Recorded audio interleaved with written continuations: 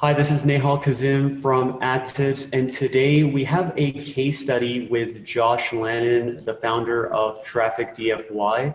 And the reason I wanted to make sure that he's on today is because he's doing something very unique with Facebook Lives, doing things with Facebook likes as well, in order to position people who are in the information marketing place, expert space. If you're a coach, if you're looking to be an expert, this is super, super important. And he's going to show you a strategy on how he's generating more likes, more Facebook Live views, and a higher return on investment, all based off engagement.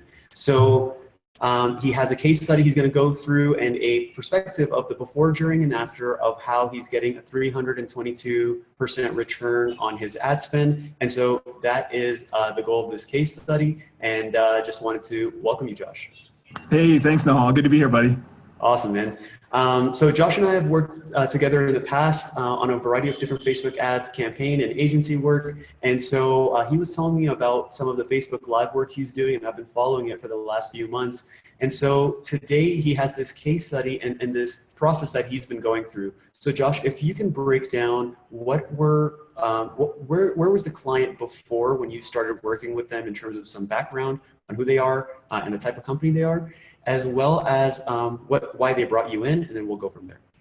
Awesome. So yeah, in a nutshell, they are a online supplements company in the health and wellness space.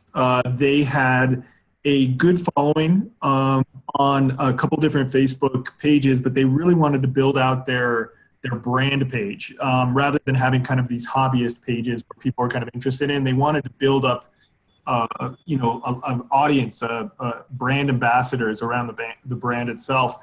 And they were about between 30 and 35,000 likes at that point. So there was definitely a big mission to build up those pages.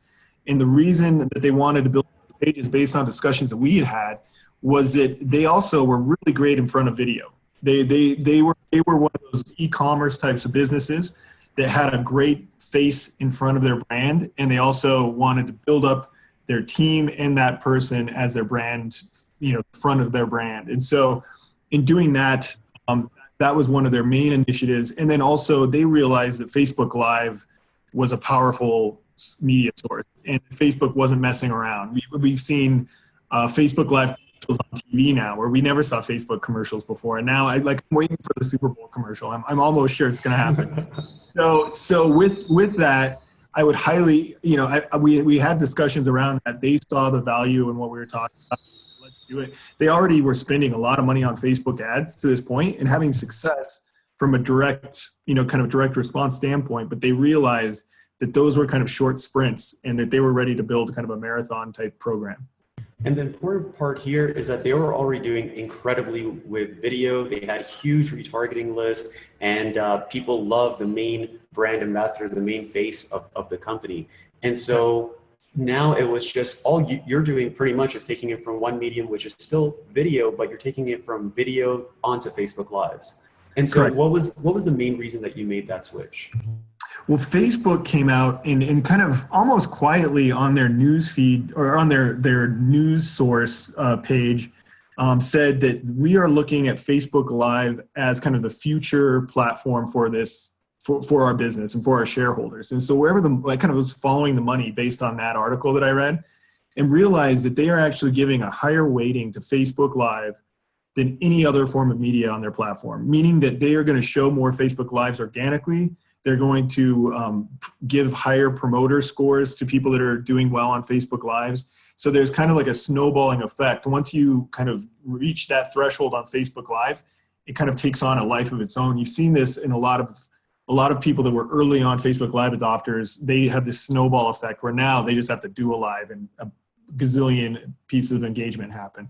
So that's why we made that choice. And they saw the writing on the wall because again, they were already in that space. There you go. Awesome. So in terms of that's the before, in terms of getting started with the Facebook ad campaign, and especially it's a degree of a risk for a client. They're like, I don't know if this is going to work. How do we actually track this stuff? And so can you walk through what are the three major changes that you made and then how you actually went about executing them? Right. So I think I know what you're asking. So what we did, well, first, our first initiative was like, okay, let's build up the likes because likes themselves, back in the day, we used to do like campaigns and then we got away from it because there's no organic reach anymore on Facebook and all that. Now what we found is by building up this core group of ambassadors for your page, you get a good source of a lot of different lookalike audiences and future audiences, but you also get discounted paid traffic to those sources, and you get high relevancy.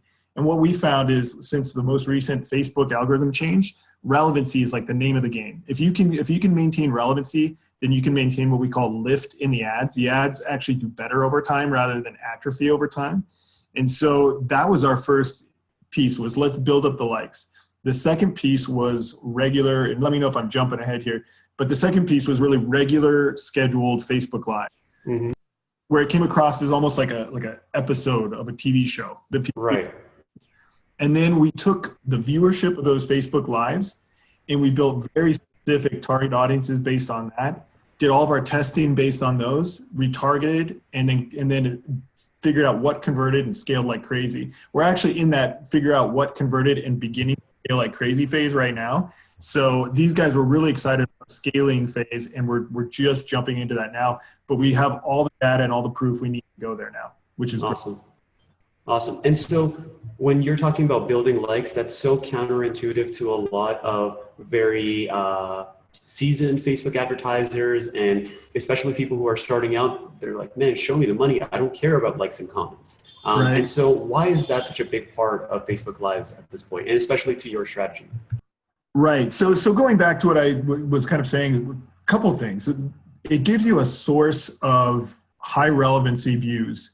And now those high relevancy views kind of take you, they travel with you when you go to cold traffic. And so that's a nice way to kind of warm up kind of engagement on a video, any type of video, including Facebook Live. The other piece is what we've noticed is with Facebook Lives going to likes, we get a whole bunch of free organic reach. It's kind of the organic piece kind of comes back with Facebook Lives and likes. And so Facebook wants people to consume these likes. And so we kind of brought back the Facebook organic reach a little bit. And then finally, we like to use them as kind of a core audience for surveying. And it's very, very, you can put stuff in front of your likes at a huge discount compared to what you put in front of anybody else. So, what costs us 4 or 5 cents here costs us a penny to our likes. And that's powerful for data. And data, when you reach these types of levels, is gold to any business like this. For sure. And you mentioned that with a lot of the like campaigns as well as the Facebook Lives, you're able to grow the community really, really quickly. So as you're making these adjustments from the Facebook Live part, increasing engagement, and then doing the testing and tracking to figure out like what actually works on the back end, like what was the outcome? What came out of all of these adjustments? So initially they were at about 32,000 people on the list on their page. They wanted to grow the right people, not just people, but the right people on the page. So we targeted very specifically, even to like affinity groups, like, stores that might carry their brand at some point or something like that. We're able to target all of that up, bring them to, as of yesterday, I think they were almost at 120,000. So from 32,000 to 120,000 likes, that's building a very compelling group of people that you can then put a lot of information in front of and grow organically. It's that kind of flywheel effect. The other side of it though is, do you want me to talk a little bit about like the outcomes of the actual campaigns from the Facebook? Yeah, absolutely. So from the Facebook Live standpoint, we were testing out different offers every week over a 4-week period. And we were watching very close all of the engagement, all of the costs, but more importantly, all of the revenue that was coming in based on those. So we found that two offers really outperformed others on Facebook Live. We added up all of our costs for ad spend, and it came out to $1,794 and change. And then we added up all of the revenues from the same 4-week period, and it came out to $5,847 and change. It was about a 22% ROI on that, which anybody would be be very excited about. And so that gives us the ability to kind of release the hounds and go scale like crazy. And we can also make, it's not just general, just blind scaling. Now we know which two offers really work best. We're going to cycle through other ones to test them out, but we know which ones are kind of our core offers that we can keep this type of level of ROI going forward. Well, for this client, this is just month one. And so all of this process is just testing. And naturally, when you're really trying to figure it out in the early stages, you're going to lose money a lot more than when you're going to be scaling, especially now that you guys know what does actually convert. Absolutely. We broke even on one. We made a bunch of money on another one, made a really good amount of money on another one, and another one is kind of so-so. So now we know, like, you know, they weren't all home runs. There were some singles and doubles in there, but Right. now we know where to put our focus. You know, that old kind of, what do they say, starve the ponies and feed the stallions. That's where we're at now. We're ready to feed some stallions, and we're really excited about that. Awesome. And so if someone's looking to get started with Facebook Lives, because I know a lot of people, if they're in the information marketing space, if they're a coach or whatever type of expertise that they're building up to sell something on the back end, obviously they want to do education. They might be doing a little bit with Facebook in terms of Facebook videos, or they might be doing something with YouTube, and they might have not jumped all the way into Facebook Lives. And so what advice do you have for them, or what tips or ninja stuff that you can share of saying, okay, if you're creating content right now, here's how to use a new technology from Facebook and use it in actually driving better quality leads, better quality customers, and having a better return? Absolutely. We work almost predominantly with people that are like online influencers, coaches, experts in whatever section of the market that they're in. And those people are always trying to build up authority. So being able to use Facebook Live is clearly a great way to build up that authority. To do it as kind of a regular source of content that people can get used to, almost like a podcast, is a really powerful way to do it. We use software to do some really cool things with the look and feel of our Facebook Lives. And I would say don't let that stop you from getting into the world of Facebook Lives. First, just get out there and do it and get comfortable in front of it. Make sure that you have a clear process for calls to action. The first 10 seconds is meant to get people to stay for the first minute. And the first minute is to get people to stay for the first 5 minutes. We found that longer Facebook Lives, 20 minutes, 15 minutes, actually allow for more people to get on board, during the live, and having people on board during the live is a good thing. It tells Facebook that it's relevant again, and they'll work harder to get it in front of more people. But ultimately, the first thing I would say is just get out there and do it, and do your own testing, and have a clear plan for what each Facebook Live's about, what offer it's going to, and how you're going to retarget based on people who consume that video. Do you have any recommendations for the type of offers it should be going into? Like, are you taking it to a sales page or landing page, or just like where are you taking these people to? The relevancy for us is because they're consuming a bit of online video content. We've had really good luck for people who are coaches and influencers and stuff like that, going to webinars, be it live or pre-recorded. And we've gone to VSL, we've gone direct to offer. It really depends on the client and Okay. But video content to additional training to high ticket sales is a great way to do it.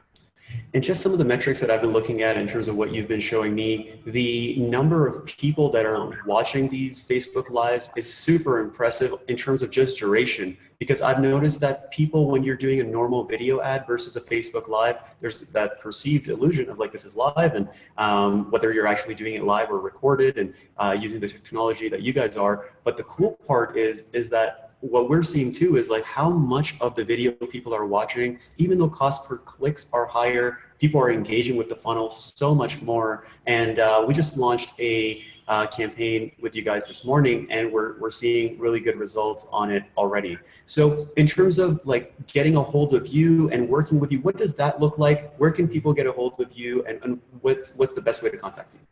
Yeah, the best way to contact me really just via email at this point, because we're really talking to a kind of a core group of people on this. So I would say just sending me an email request at josh@trafficdfy.com. And, just let me know, what kind of business you are, what you've been, what's been working for you, what hasn't been working.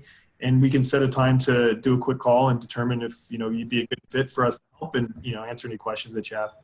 Perfect. So we'll make sure to link the email and then link the site. And I'm sure Facebook is an easy way to get a hold of you as well. Facebook. I'm always on that Facebook thing. So Awesome, Josh. I appreciate you coming on and sharing the Facebook Live strategies, man.